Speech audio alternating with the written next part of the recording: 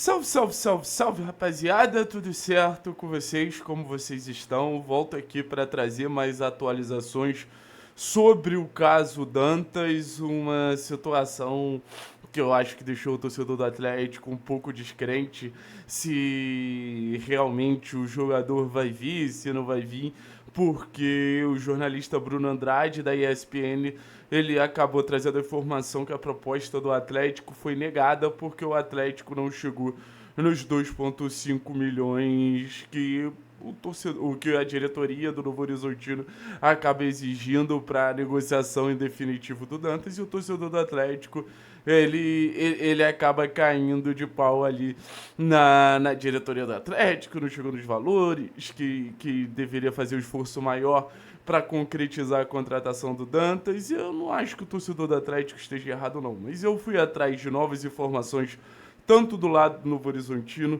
quanto do lado do Atlético. Seguinte, acho que o mais importante para vocês entenderem nesse momento é que é uma negociação.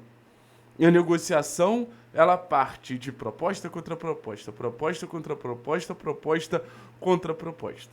Não acho certo o Atlético não chegar nos valores de um jogador que a gente sabe a devida necessidade e a devida importância que existe hoje dentro do elenco do Atlético para a chegada de um zagueiro que possa impactar positivamente, como a gente espera que o Dantas impacte o time do Atlético.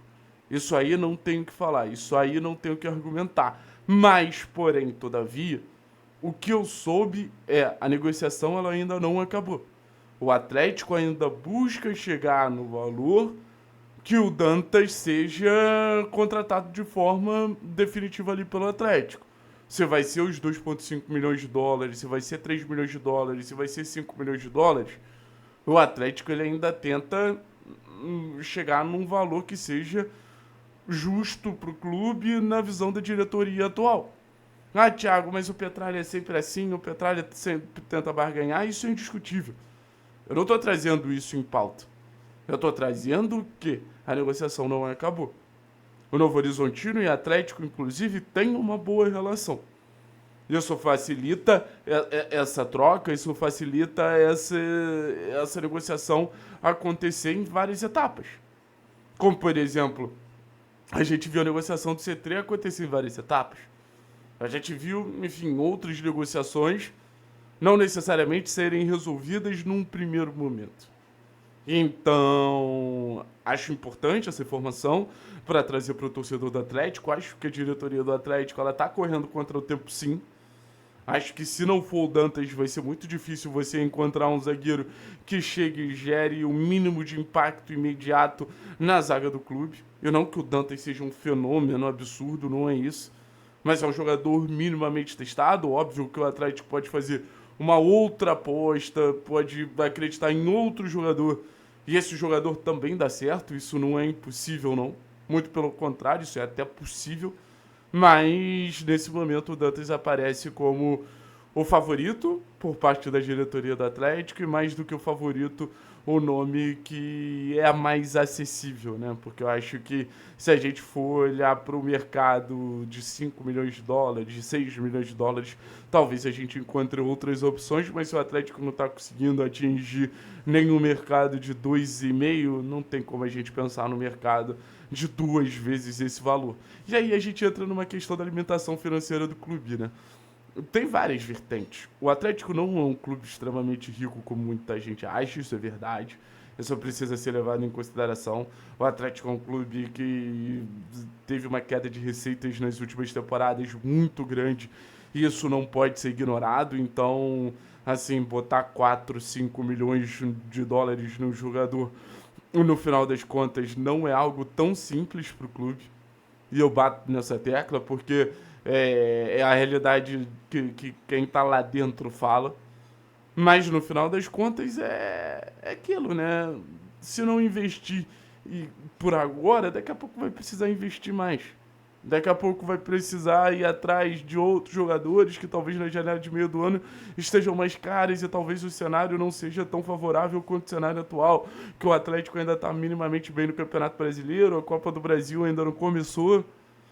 Então você tem todo um time da temporada para acertar, para depois não ficar uma situação mais louca, assim, como foi na temporada passada, onde o Atlético ele chega nos momentos mais decisivos precisando de uma pontuação inacreditável. Que bom que ele conseguiu essa pontuação, que bom que teve ali esse momento de superação, mas se não fossem os reforços que o clube pagou caro, inclusive, acho que a gente não teria resolvido nada nesse sentido. Mas, enfim, o Atlético continua a negociação com o Dantas, o Atlético continua a negociação com o centroavante, o Atlético tenta aproveitar dessa janela dos campeonatos estaduais para que os reforços cheguem.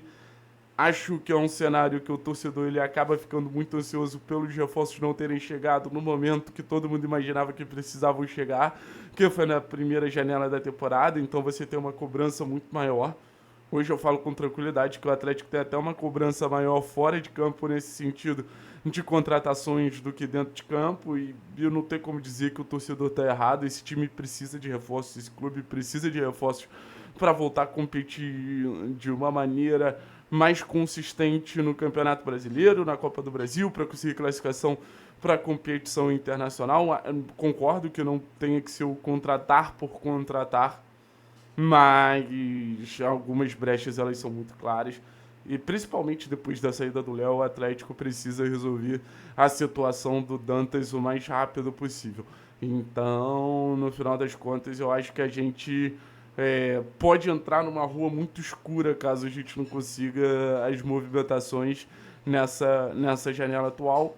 O que dá para dizer que o clube está trabalhando, o que dá para dizer que a negociação com o Dantas não acabou, mas falando em credibilidade, né? Não tem como a gente chegar aqui e falar que a diretoria tem credibilidade no mercado da bola ao ponto da gente acreditar que certamente vem reforços. A realidade é que muitas vezes a gente já imaginou que certamente viriam reforços e esses reforços não vieram. Então, muito cuidado para as decisões que essa diretoria vai tomar, porque podem botar o Atlético numa situação complicada, podem botar o trabalho do Odair numa situação complicada, podem expor os jogadores que estão no clube. Não dá para depender 100% da base. Acho legal o planejamento do Atlético, acreditando na base. Acho legal o planejamento do Atlético, apostando nesses jogadores. Mas no final das contas, você precisa ter um grupo ali que dê um pouquinho de respaldo para que esses jogadores, eles no final das contas, possam brilhar. Beleza? Acho que é isso, rapaziada. A negociação segue, não é uma grande atualização. O Atlético deve fazer mais uma proposta pelo Dantas. Não é descartado o envolvimento de jogadores, tá? Existem alguns jogadores do Atlético que interessam o Novo Horizontino para a disputa da Série B, mas é aquilo, o Atlético já não está nem com tanto elenco para ele.